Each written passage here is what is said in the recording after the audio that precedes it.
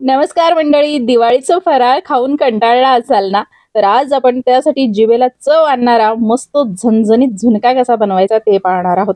चवीला अप्रतिम कसा बनवायचा, चला तर रेसिपीला सुरुवात करूया। त्यासाठी मस्त 2 वाट्या घरचं गावरान डाळीचं पीठ घेतलेलं आहे। त्यामध्ये हळद, हिंग, मीठ आणि 1 टेबलस्पून तेल घालायचे आणि थंड नॉर्मल पाणी घालायचं।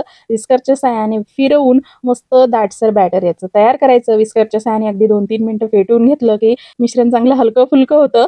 त्यानंतर अशा पद्धतीचं दाटसर बॅटर तयार केल्यानंतर पातेल्यामध्ये पाणी उकळवायला ठेवलं, खाली प्लेट ठेवायची आणि फक्त 5 मिनिटं मोठ्या आचेवर हे मस्त स्टीम करून घ्यायचंय। तर प्रमाण कमी असल्यामुळे अगदी 5 मिनिटात शिजलं जातं। त्यानंतर बाहेर काढायचंय आणि सुरीच्या साहाय्याने कट लावून ह्या ज्या वड्या आहेत किंवा हे जे मिश्रण आहे मोकळं करून घ्यायचं आहे, शक्य होईल तेवढं।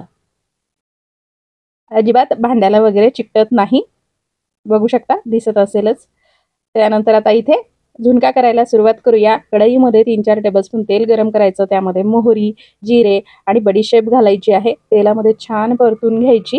त्यानंतर यामध्ये कांदा घालायचा आहे, तर कांदा भरपूर घालायचा। मोठे 2 कांदे इथे कट करून घेतलेले आहेत ते घालायचे। कांदा जो आहे झुणक्यासाठी जास्त परतायचा नाही, एकदम लाल रंगावर, हलकासा क्रंचीनेस कांद्यामध्ये असला पाहिजे। कांदा हलकासा परतून झाला की त्यामध्ये कढीपत्ता घालायचा आहे। तो परतल्या गेला की मसाले घालायचे आहेत। यामध्ये थोडीशी हळद, लाल तिखट घालायचं आहे भरपूर, म्हणजेच तुमच्या चवीनुसार घाला। थोडंसं हिंग घालायचं आहे। मसाले परतून झाले की यामध्ये मस्त गावरान लसूण ना ठेचून घेतलाय तो घालायचा आहे। लसूण मी आधी नाही घातला, अशा पद्धतीने नंतर घातला ना की त्याचा कच्चा फ्लेवर ना छान लागतो झुणक्यामध्ये। हलकासा लसूण परतून घ्यायचा, थोडीशी कोथिंबीर देखील फोडणीमध्ये घातली की छान स्वाद येतो झुणक्याला। तर सगळं काही छान तेलामध्ये परतून झालं की यामध्ये जे बेसन पीठ आपण वाफळवून घेतलेलं आहे ते घालायचंय। भरपूर अशी कोथिंबीर जी आहे बारीक चिरून यामध्ये घालायची आणि एकदा हे व्यवस्थित मिक्स करायचंय। चवीनुसार मीठ घालायचंय, मीठ आपण आधी पण घातलं होतं ते लक्षात ठेवून मीठ घालायचं आहे।